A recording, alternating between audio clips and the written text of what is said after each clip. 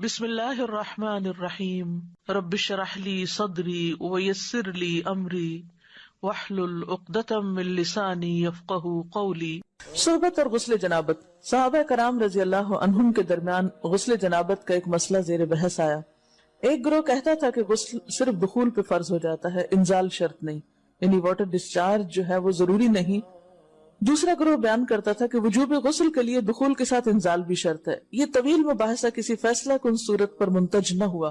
آخر قرار پایا کہ ام المومنین حضرت عائشہ رضی اللہ عنہا سے دریافت کیا جائے۔ حضرت عائشہ نے کہا کہ رسول اللہ صلی اللہ علیہ وسلم نے فرمایا، اذا جلس بین شعبها الاربع ومس الختان الختان فقد وجب الغسل۔ جب مرد عورت کی چار شاخوں کے درمیان بیٹھ جائے اور اس کا محل ختنہ عورت کے محل ختنہ کے ساتھ مس کرے تو غسل واجب ہو جاتا ہے۔ تو مسئلہ یہ ثابت ہوا کہ صرف دخول پر ہی مرد اور عورت جنبی ہو جاتے ہیں اور ان پہ غسل واجب ہو جاتا ہے، انزال یعنی منی کا نکلنا شرط نہیں۔ جنابت کے احکام۔ وجوب غسل کی حالت کو حالت جنابت کہتے ہیں۔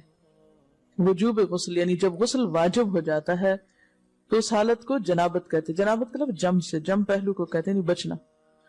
مندرجہ ذیل چار حالتوں میں مسلمان مرد اور عورت پر غسل کرنا فرض ہو جاتا ہے۔ نمبر 1، جوش کے ساتھ منی خارج ہونے کے بعد، اس میں احتلام بھی داخل ہے، یعنی کوئی ایسا خواب آئے یا ویسے۔ نمبر 2، صحبت کے بعد یعنی سیکشول انٹرکورس کے بعد۔ نمبر 3، حیض کے بعد۔ نمبر 4، نفاس کے بعد یعنی بچے کی پیدائش کے بعد۔ اس میں یاد رکھیے کہ بہت سے لوگ پوچھتے ہیں کہ اگر خواتین انٹرنل چیک اپ کرواتی ہیں تو کیا اس سے غسل واجب ہوتا ہے؟ تو کوئی غسل واجب نہیں ہوتا جب تک کہ ان چار چیزوں میں سے کوئی چیز نہ ہو۔ اس میں یاد رکھیے کہ بہت سے لوگ پوچھتے ہیں کہ اگر خواتین انٹرنل چیک اپ کرواتی ہیں تو کیا اس سے غسل واجب ہوتا ہے؟ تو کوئی غسل واجب نہیں ہوتا جب تک کہ ان چار چیزوں میں سے کوئی چیز نہ ہو۔ صرف منی خارج ہونے سے بات نہیں، بلکہ جوش کے ساتھ منی خارج ہونے کے بعد غسل واجب ہوتا ہے۔ رسول اللہ صلی اللہ علیہ وسلم نے فرمایا، جب تم عورت کی چار شاخوں کے درمیان بیٹھ کر صحبت کرو تو تم پر غسل واجب ہو گیا اگرچہ منی نہ نکلے۔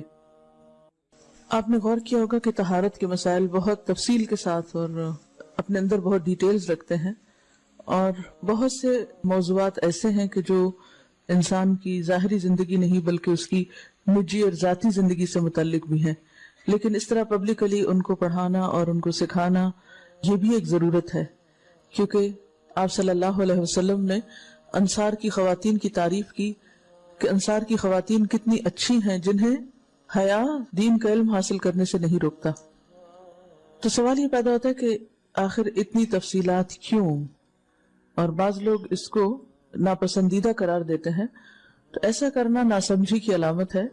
ہم دیکھتے ہیں کہ انسان اگر اللہ کے بتائے ہوئے طریقے کے مطابق زندگی بسر کرتا ہے تو اس میں خیر ہی خیر ہے، اور وہ صرف خیر اس کی اپنی ذات تک نہیں رہتی، بعض اوقات دوسروں کی بھلائی کا ذریعہ بھی بن جاتی۔ عورت کو بھی احتلام ہوتا ہے۔ ام المومنین حضرت سلمہ رضی اللہ عنہا روایت کرتی ہیں کہ حضرت ام سلیم نے رسول اللہ صلی اللہ علیہ وسلم سے کہا، اے اللہ کے رسول، یقیناً اللہ حق سے نہیں شرماتا، یعنی حق بات اور ایک ضروری بات جو ہے اس کو واضح کرنا ضروری ہوتا ہے، اور اس معاملے میں شرم سے کام نہیں لینا چاہیے، کہیں ایسا نہ ہو کہ انسان انجانے میں غلط کام کرتا رہے۔ تو یہ کہہ کر انہوں نے مسئلہ پوچھا، کیا عورت پر غسل ہے جبکہ اس کو احتلام ہو؟ آپ نے فرمایا ہاں، لیکن جب پانی کا نشان دیکھے یعنی منی دیکھے۔ اس پر حضرت ام سلمہ نے شرم سے منہ چھپا لیا اور عرض کیا، اے اللہ کے رسول، کیا عورت کو بھی احتلام ہوتا ہے؟ آپ نے فرمایا ہاں ہوتا ہے، تیرا داہنا ہاتھ خاک آلود ہو، یعنی ایک پیار کی ڈانٹ تھی۔ اور اس میں ہو سکتا ہے کہ مزاج کا فرق ہو، بعض خواتین کے ساتھ ایسا نہ ہو اور بعض کے ساتھ ایسا ہو، لیکن اس میں جو اصل چیز ہے وہ ایکسیسو واٹر ڈسچارج ہے۔ اس میں کہیں ایسا نہ ہو کہ لیکوریا وغیرہ کے ساتھ اس کو ریلیٹ کر دیا جائے، دونوں چیزوں میں فرق ہے۔ اور احتلام جو ہے وہ سوتے وقت ہوتا ہے، یعنی سو کر اٹھنے پر اگر انسان اپنے کپڑوں پر زیادہ ڈسچارج دیکھے، خواہ کوئی خواب یا کوئی فیلنگ یاد نہ بھی ہو، تو پھر غسل کرنا ضروری۔ معلوم ہوا کہ عورت یا مرد نیند سے اٹھ کر اگر تری یعنی نشان منی دیکھیں تو یہ احتلام کی علامت ہے، لہٰذا ان پر غسل کرنا فرض ہو جاتا ہے۔ اور اگر احتلام کی کیفیت انہیں یاد ہو لیکن نشان نہ پائیں، یعنی خواب یاد ہے لیکن کوئی سامنے علامت نہیں، تو غسل فرض نہیں ہوگا۔ ایسی صورت میں شک کی ضرورت نہیں ہے کہ نہیں وہ میں نے خواب دیکھا اور مجھے خواب بالکل صحیح یاد ہے تو مجھے نہانا چاہیے. نہیں، محض خواب پر نہیں نہایا جائے گا جب تک کہ فزیکلی کوئی ایسی چیز سامنے دیکھی نہ جائے. حضرت ام سلمہ روایت کرتی ہیں کہ میں نے کہا اے اللہ کے رسول صلی اللہ علیہ وسلم، میں اپنے سر کے بال خوب مضبوط گوندتی ہوں، کیا میں انہیں غسل جنابت کے وقت کھولا کروں؟ آپ نے فرمایا ان کا کھولنا ضروری نہیں، تیرے لیے یہی کافی ہے کہ 3 لپ پانی اپنے سر پر ڈالے، پھر اپنے سارے بدن پر پانی بہائے، پس تو پاک ہو جائے گی. یعنی بالوں کی جڑیں بھیگنا، سکن بھیگنا ضروری ہے، سارے بال کھولنا ضروری نہیں ہے.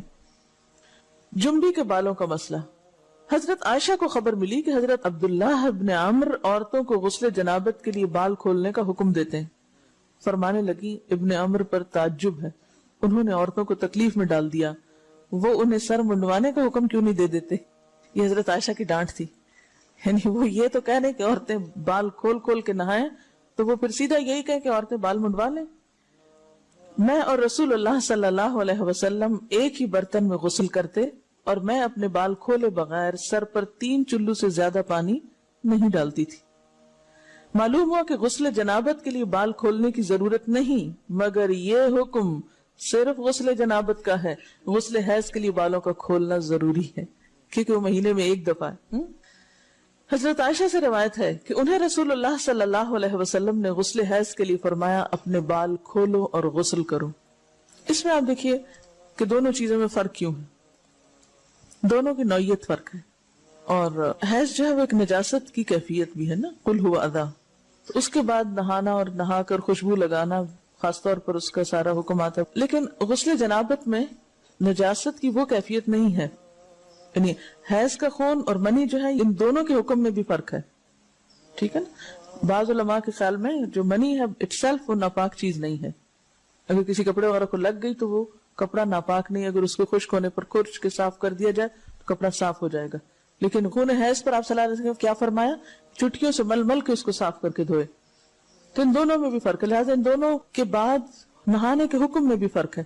ایک میں بال کھولے جائیں گے اور بال بھی دھوئے جائیں گے اور بالوں کی جڑیں بھی دھوئی جائیں گی، جبکہ دوسرے عام غسل جنابت میں بال کھولنا اور پورے بال دھونا شرط نہیں. بہت سی بچیاں ایسی جن کی شادی ہوتی ہے اور اس کے بعد انہیں ان مسائل کا پتہ نہیں ہوتا، یا تو وہ شرم کے بارے نہاتی نہیں، یا نہاتی ہیں تو پھر وہ پورے بال دھو دھو کے سکھانے میں اور ان چیزوں میں اتنا وقت ضائع کر دیتی ہیں کہ پھر بعضوں کا شوہر کی نافرمانی اور آپس کے تعلقات میں ٹینشن، لوگوں کا خوف. تو اگر دین کا صحیح مسئلہ پتا ہو تو انسان ان تمام مشقتوں سے بچ جاتا ہے اور ایک نارمل روٹین کی لائف گزار سکتا ہے. تو اس میں کیا صرف 3 کپ پانی، 3 لپ پانی، یعنی 3 دفعہ کیوں کہ اگر ایک دفعہ ڈالنے سے پوری طرح نہیں بھیگا تو آپ یہ بھی کر سکتے ٹیپ کے آگے سر کر کے تو ساری اسکن جو ہے سر کی اس کو آپ گیلا کر لیں. پیچھے سے بال جو ہیں اگر لمبے ہیں تو ان کو ایک طرف کر دیں تاکہ پورے بال نہ دھونے پڑے، نہ سکھانے پڑے، نہ خشک کرنے پڑے، اور باقی جسم پہ پانی بہا لیں. دوسری صورت یہ ہے کہ مگ میں پانی لے کے تو اس کو آپ تھوڑا تھوڑا کر کے پورے کو ایک دفعہ کریں، پھر اس کے بعد دوبارہ کریں اور تیسری دفعہ رول کر کے بالوں کو پیچھے سے شاور کیپ ڈال لیں اور باقی جسم پھر دھو لیں. شاور کیپ سے کیا ہوتا ہے عام طور پر کہ پیچھے کے جو سارے لمبے بال ہیں پھر وہ نیچے گر کے گیلے نہیں ہوتے، وہ آپ کے سر پہ ٹک جاتے ہیں. تو سر کی اسکن دھوئیں اور بالوں کو جوڑے کی شکل میں باندھ کے اوپر شاور کیپ پہن کے پھر باقی جسم کو اچھی طرح دھو لیں.